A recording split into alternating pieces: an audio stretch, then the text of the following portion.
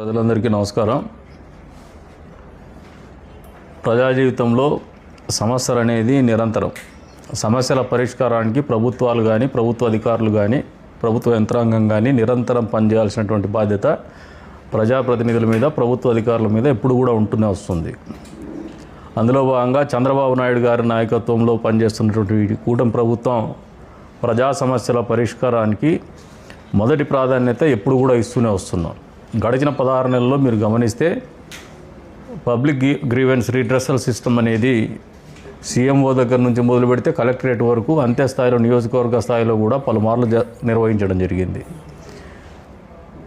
ఈసారి నియోజకవర్గంలో, మన కదిరి నియోజకవర్గంలో అమ్మడుగురు మండలంతో కలిపి 7 మండలాలకు కదిరి మున్సిపాలిటీకి కలిపి జిల్లా అధికారి అయినటువంటి జిల్లా మ్యాజిస్ట్రేటు కలెక్టర్ గారు, సత్యసాయి జిల్లా కలెక్టర్ గారు, సత్యసాయి జిల్లా ఎస్పీ గారు సోమవారం దినం అంటే 27వ తారీఖు ఉదయం 9:30 నుంచి ప్రజా సమస్యల పరిష్కారానికి, ప్రజా ఫిర్యాదులు స్వీకరించడానికి మన నియోజకవర్గానికి రానున్నారు. ఆర్డీఓ ఆఫీస్ వేదికగా ప్రభుత్వ అధికారులందరూ కూడా, నియోజకవర్గ ప్రభుత్వ అధికారులందరూ, అన్ని శాఖలకు చెందినటువంటి వాళ్ళు కూడా అందుబాటులో కూడా ఉంటారు. కాబట్టి ఈ అవకాశాన్ని కూడా ప్రజలందరూ కూడా మీ సమస్యల పరిష్కారం కోసం వినియోగించుకోమని చెప్పేసి కోరుతా ఉన్నాం.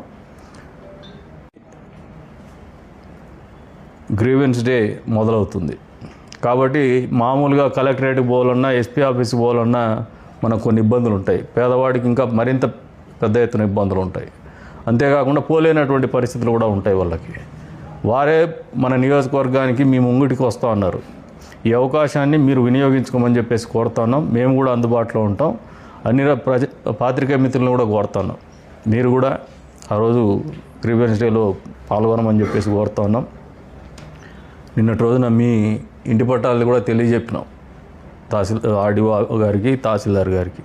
దాన్ని కూడా మీరు రిజాల్వ్ చేసుకోమని చెప్పేసి చెప్తాను. మీ సైడ్ నుంచే ఇనిషియేట్ చేసుకోమని చెప్పేసి. అంతేకాకుండా